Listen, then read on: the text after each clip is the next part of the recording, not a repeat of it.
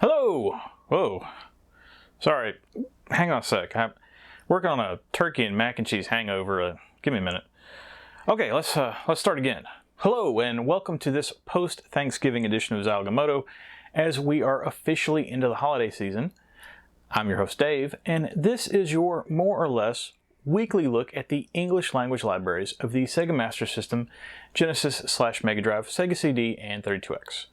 And yes, I did say English language, so that means as long as I can read what's on the screen, I'm going to attempt to obtain a complete copy for the Zilog and Moto collection behind me here, and then take a thorough look at the game, literally inside and out, as I look at the packaging first and then play the game. Today's video is one that I wish I didn't have to make, but probably not for the reasons that you might be thinking, i.e. that the game sucks. Believe me, plenty of those so far, and I'm sure I've still got a ton waiting for me. Almost 200 episodes in, and I haven't even mentioned Wisdom Tree yet. Except for just now. Maybe if I don't mention them again, we can try to pretend that spiritual warfare doesn't exist. But seriously, the reason for today's video is the unfortunate passing of Jason David Frank. If you're not aware, Jason rose to fame due to appearing in the TV show Mighty Morphin Power Rangers, and was one of the actors that's most closely associated with the franchise, having appeared in over 200 episodes of various different series of the franchise, and also several of the related Power Rangers films. Unfortunately, earlier this month, news made it to the internet that Jason had committed suicide and passed away at only 49 years old. Now, I'm going to be honest here. I know almost nothing about Power Rangers. I never watched the show growing up when it was a huge hit, as I think I may have been slightly too old for it when it started to blow up. And if you weren't around for it, let me tell you, it was a huge show at the time. You simply couldn't avoid at least knowing what Power Rangers was for the 2 years that the original series was on the air in the mid-90s. It was so popular that it had countless ripoffs pop up at the same time, as every network wanted their piece of the ratings, and soon we had other shows like VR Troopers, Superhuman, Samurai Cyber Squad, and possibly the worst one of all, Tattooed Teenage Alien Fighters from Beverly Hills, and I promise that unholy piece of garbage was a real show. I actually probably saw more of that show than Power Rangers, not because I thought it was good, oh no, but because it would air on the USA Network after something I actually liked, and I couldn't take my eyes off the giant car crash that was unfolding ahead of me. Anyway, back to Jason. I knew almost nothing of his work, but Jason was a convention regular around here, and usually I would see him once or twice a year at the shows. I never actually met him, but from across the room, he was one of the more down-to-earth stars, and just always seemed like he genuinely enjoyed getting to talk to the fans that came to see him. And even though I wasn't one of those fans, the next C2E2 or Wizard World or what have you just isn't going to seem the same without seeing his booth and his name and picture on the advertisements. So, due to that, today's review is in Jason's memory, and hopefully I can do the game justice, whether it deserves it or not. And I just want to be clear, just because Power Rangers isn't my thing, I'm not holding that against the game. But it is possible that I might miss something that a true fan would know, so I'm just going to apologize in advance for that. Enough talk, let's get to the game, but first, a look at the package. And this is my copy of Mighty Morphin Power Rangers for the Genesis. As you can see, this is something that I haven't looked at too often so far on Zilog and Moto, due to my usually focusing on older games first, but Power Rangers, as I'm probably going to refer to it as sometimes during the review, was released in November of 1994, just in time for Christmas season that year, and due to being a 1994 release, was one of those that came out in a cardboard box, due to Sega ditching the clamshells in the United States. This copy is in really nice condition, at least as far as the outer slipcase is concerned. The inner cartridge tray has some issues, which unfortunately this design was somewhat known for. These Sega boxes definitely aren't as sturdy as the Electronic Arts or Accolade boxes that had more support for the cartridges. Going back to the slipcover though, thankfully there's just some minor marring and edge wear, and unless you're looking closely, it's not noticeable. While doing research for the video, I ran across something interesting, and that is that there are apparently 2 different covers for this game. This one, which is the more common version, and lines up with the Game Gear and Super Nintendo versions, but then there's also what's referred to as the Playground cover, which is much more rare. Right now the regular edition is going for about $30, and the Playground version is going for about double. So if you stumble across that version, you may want to snap it up even if you're not a fan. No idea about the actual numbers, but it seems like maybe a 10-to-1 discrepancy between the two, and I don't even really know why the Playground version exists. At first I thought that maybe the Playground edition was a later Majesco Genesis 3 re-release, but if you look at the manual has the Playground cover art, so I think that what's more likely is that perhaps the Playground cover was used for early copies of the game, and then they decided to change to the black cover, which honestly was the right choice, as the Playground cover looks terrible with some really bad lighting on that shot, and the vertical dimensions of the shot wouldn't work on copies for other systems that had differently shaped boxes. As far as the standard black cover goes, I think it's fine. I would have preferred the black posing with actual photos as a compromise between the two, but I think the characters stand out, and I like the little detail of the Yellow Ranger's mask overlaying the border rather than being cut off. Flipping over the back, and you can tell this is a later release, the screenshots over to the right look perfect and show some great looking action from the game.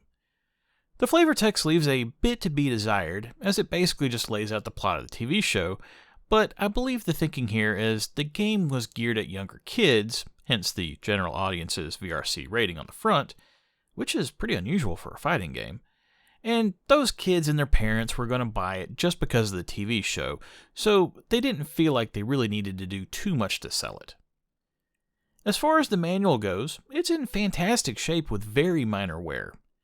I don't love these Xeroxed manuals that Sega used at this point, as like the cardboard boxes, it's a clear cost-cutting measure, but the manual does its job and fully explains the game, and even has a nice hint halfway through where it mentions that to use the Dragon Zord, you have to choose the Green Ranger, but you can only choose the Green Ranger after defeating him in battle.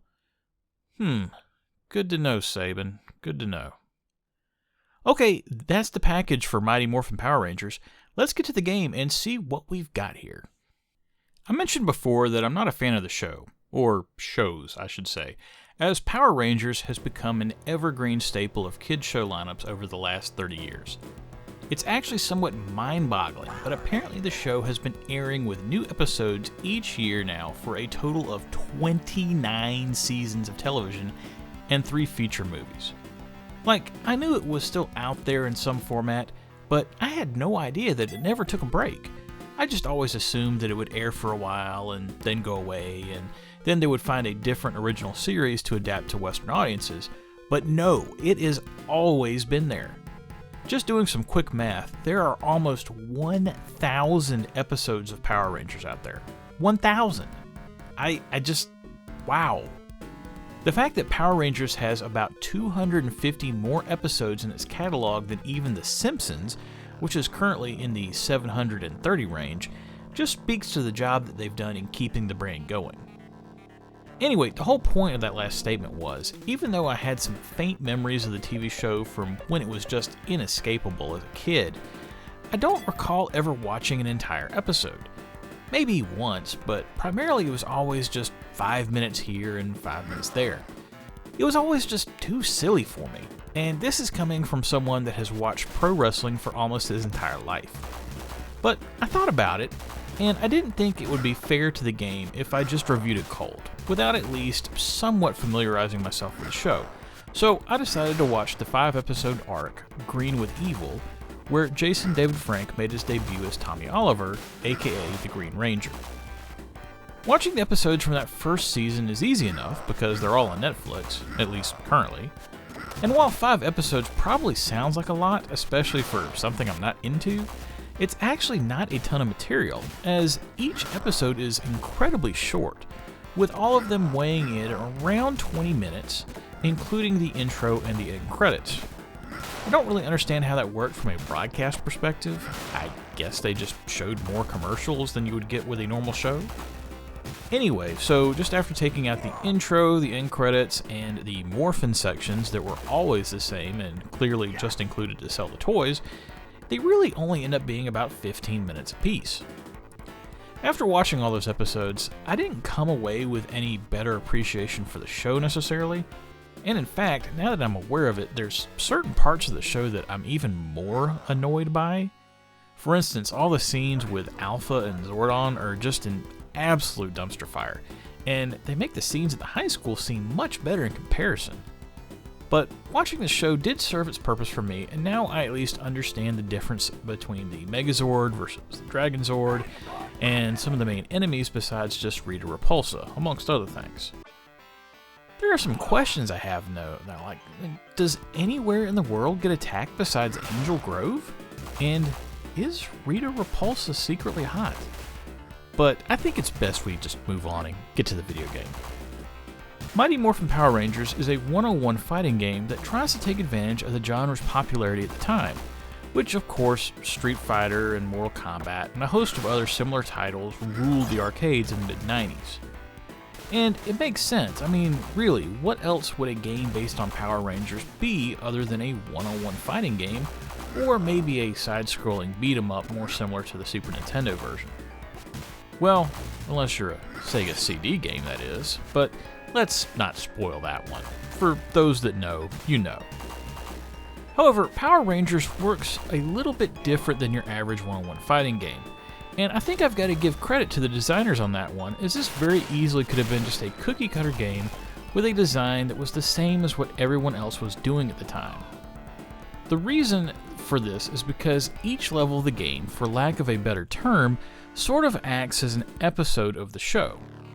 If you're not familiar with the TV show, essentially every episode is broken up into 3 parts. And for the hardcore fans out there, just roll with it. This is a very loose description. But basically, the first part of each show has the actual plot elements for that episode, and what constitutes whatever is going on with the team that day, be it various high school goings-on, etc. Then, after some sort of conflict is established with Rita's evil forces, the Power Rangers fight in human form against human-sized baddies. Finally, the action shifts to plus-size action, with the Power Rangers having to call forth their robot forms, aka the Zords, and usually form into the Megazord to combat an enlarged version of Rita's henchmen. In single-player mode, Banpresto took the usual structure of an episode into consideration, and decided to do away with the usual best 2 out of 3 structure of fighting games, and instead replace it with 2 separate but connected stages. In the first stage, you can pick any of the 5 base Power Rangers, and then you take on that stage's normal-sized baddie. When you win, Rita will then enlarge the baddie, and you have to fight a second stage against the plus-sized foe while piloting the Megazord. Even though these are 2 distinct fights, the reason why they say they're connected is because if you lose the Zord battle and you choose to continue, you have to go back and pick a Power Ranger again and start back with the normal-sized fight, with the continue only marking your progress after the Zord fights. The manual states that there are 7 levels, but in reality there's only 5, and I think what the manual is actually referring to is that there are 7 total enemies for the 10 stages, regardless of their size. I like this setup a lot for the single-player game, as it really makes the game something besides just a traditional one-on-one fighter. Filling out the reconfigured level structure are cutscenes with graphics digitized from the TV show, and while the overall plot isn't anything overly dramatic, they did work in the plot from the show of the evil Green Ranger, and the ability to play him as the Dragon Zord after that level of the game is a bit of genius. It's clear that the designers of the game knew what the assignment was when creating a game aimed directly at the fans of the TV show, and I feel like they delivered on that, for sure. Oh, and if you still want that traditional one-on-one arcade feel, but with Mighty Morphin Power Rangers characters, the game supports that as well in 2-player mode, although you are somewhat limited in which characters can fight which. Obviously, the Blue Ranger isn't going to take on the Dragon Zord, for instance, and there's no mirror mode, so both players can't choose the same character. The gameplay is more or less what you would expect from a one-on-one fighter, but with a few tweaks. Being that the game is aimed at children, Banpresto went with what I would consider to be an extremely simplified control scheme. It's so simple that they got it down to 2 buttons, a light attack and a hard attack. That's it. No differentiating punches and kicks, and blocking is done via Street Fighter style by holding back. Each character has 3 special moves that are executed in Street Fighter style as well, primarily relying on either directional holds or quarter circle spins and either attack button. But one of the things that makes the game unique is that each player has a rage bar that slowly fills up, and when it fills all the way, it will flash for a few seconds, and any special move that hits during this time period will do extra damage. The game even has hidden super moves for each character that weren't documented anywhere, but pulling them off requires 6 half-circle pulls, making me think that they weren't actually planned to be implemented that way, but they just never decided what to do with them, and were just left in the game with a placeholder command. Finally, in something that I don't know that I've ever seen in any other one-on-one fighter, each level is infinite. There's no backing a player into a corner because there are no corners. I don't necessarily dislike this because players can dash by double tapping, which should keep people from running away too much, but it does seem like an odd design decision. Graphically, the game looks pretty decent, but at the same time, it feels somewhat lacking considering it came out at the tail end of 1994. All of the characters are on the small side, and considering each of the Power Rangers is essentially a palette swap, I'm kind of scratching my head as to where all the ROM for the game went, as it's a 16 megabit title. The characters besides the Power Rangers are all decently detailed, and the game features some solid fighting animations, but I don't know, it just feels a bit cheap, like they knew they only had to do just so much to appease the primarily young fan base. And I feel odd complaining because the game doesn't look bad, specifically, and I actually really like the effort that was put into the cutscenes, where they clearly took a lot of elements directly from the show itself.